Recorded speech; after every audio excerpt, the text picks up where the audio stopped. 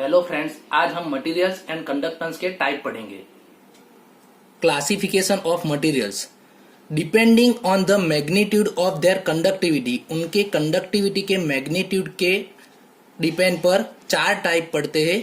Conductors, insulators, semiconductors, super conductor. इनमें से आप तीन पहले पढ़ चुके हैं। कंडक्टर किसको बोलेंगे? तो जिसकी conductivity very large, very high होती है उसको कंडक्टर बोलते हैं। Example, metals and their alloys, non-metal like carbon black, graphite and some organic polymers. Insulator किसको बोलेंगे? तो जिसकी कंडक्टिविटी वेरी लो होती है इसको इंसुलेटर बोलते हैं। उसका एग्जाम्पल है ग्लास, सिरामिक्स एटसेट्रा, रबर भी आता है। सेमीकंडक्टर यानी जिसकी कंडक्टिविटी कंडक्टर एंड इंसुलेटर के बीच वाली होती है उसको बोलते हैं सेमीकंडक्टर के एग्जाम्पल में सिलिकॉन आता है, जर्मेनियम आता है, गैलियम आर्सेनाइड आता है। सेमीकंडक्टर कहाँ सबसे ज्यादा यूज होते हैं? तो इलेक्ट्रॉनिक मटेरियल्स में सेमीकंडक्टर सबसे ज्यादा यूज होते हैं। अब सुपर कंडक्टर्स किसको बोलेंगे? तो जिसकी रेजिस्टिविटी जीरो होती है और जिसकी कंडक्टिविटी इनफाइनाइट होती है उसको सुपर कंडक्टर बोलते हैं। Metal and their alloys low temperature पे सुपर कंडक्टर के जैसे दिखते हैं। Number of ceramic materials mix oxide high temperature पे सुपर कंडक्टर दिखाते हैं। अब हम पढ़ेंगे टाइप्स ऑफ कंडक्टेंस दो टाइप के होते हैं, एक मेटालिक और इलेक्ट्रॉनिक कंडक्टेंस और दूसरा है इलेक्ट्रोलिटिक और ionic conductance.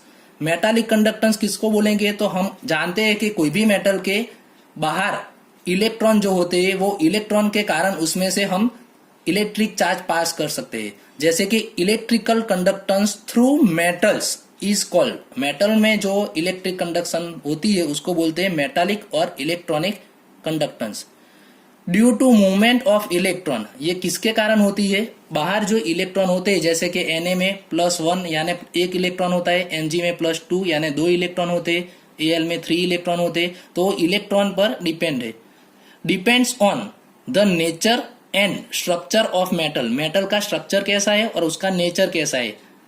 The number of valence electron यानी आउटर मोस्ट इलेक्ट्रॉन कितने होते हैं उस पर डिपेंड करता है। एंड टेम्परेचर पे डिपेंड करता है।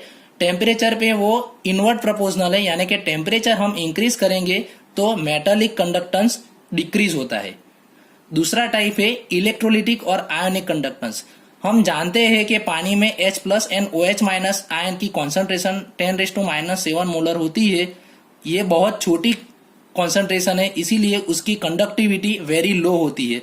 कितनी होती है ये SQ में आ सकता है 3.5 × 10⁻⁵ ये वाटर की कंडक्टिविटी होती है। लेकिन अगर वाटर के अंदर हम कोई इलेक्ट्रोलाइट डालें, अगर वाटर के अंदर हम कोई इलेक्ट्रोलाइट डिसॉल्व करें तो उसकी कंडक्टिविटी इंक्रीज होती है।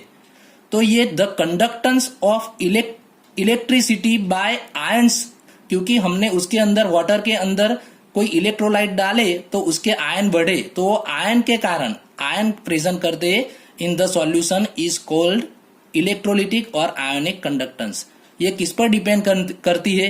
तो द नेचर ऑफ इलेक्ट्रोलाइट, हम कौन सा इलेक्ट्रोलाइट यूज करते हैं उस पर डिपेंड करती है। Size of the ions produce, जो आयन प्रोड्यूस होते हैं उसकी साइज पर डिपेंड करती है।